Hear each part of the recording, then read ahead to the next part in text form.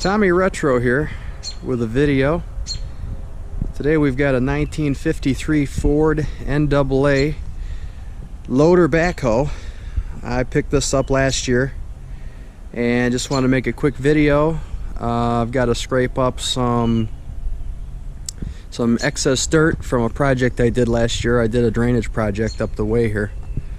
I'll kind of show you that, what I did, but I had a problem. I have a driveway that pitches in towards the garage door, and so there's a trench drain at that location, and then and that went into a drain tile. Well, that drain tile had gotten plugged up and wasn't working properly. We had some heavy rains, and the water just came under the garage door and soaked everything I had in the garage. Nothing major damage, you know, some cardboard stuff got wet, no big deal, but I wanted to take care of that.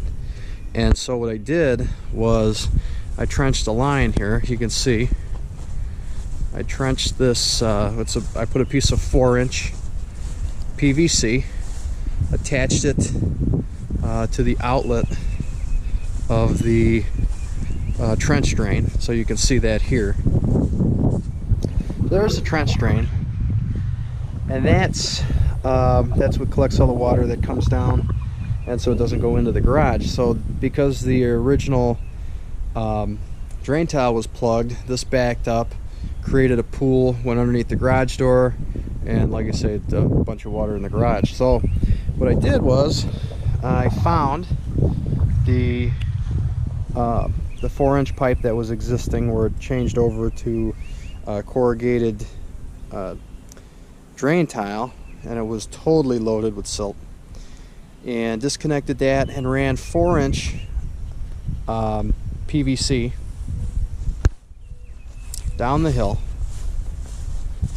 So what's this, probably, I don't know, probably right around 40 feet, but got a good downhill gradient here, and dug a dry well right here. So it's probably about the size of a 55-gallon drum. Dug a hole, surrounded it with washed stone. I socked the dry well. I picked it up from Menards, actually, so if you want to look that up, it was a product from Menards. And so just sock that, put it in, surround it with washed stone. When I dug this out, I was really lucky. I got into kind of a sandy gravel area, so it really takes the water well. If it's been saturated, like in raining heavy for several days, if there's a heavy rain, you'll see it come out the top here and then run down the hill. So it's got a fail-safe, so it'll always blow out the top if it does fill up, but it very rarely does that. So it really worked well. So I've had it settling all winter long, and now I'm ready to scrape the excess off here, dust it with a little topsoil, and do a little seed and blanket action. So we're going to use the 1953 Ford NAA. I just got this out for the first time this year. I aired up the tires. The rear right, the one we're looking at right there, was low, and so it was totally out of air, but it's low on oil, hydraulic oil, that is. So I'm going to check the fuel and make sure that's good to go. Just do a quick check all the fluids. I know the engine oil is good. I checked that out before I started her up, but we'll just top it off, and we'll do a little operations video, or operating video of this tractor. It's got a 4-cylinder gas engine. Let's do a little walk around here. Let's see if I can read this. It's got a Sherman backhoe on it, and the backhoe works great. I used it to clean out the creek at the end of the last year. It did a great job. I've got to replace a bunch of hoses on it. It leaks pretty bad, so yeah, you can see that right there.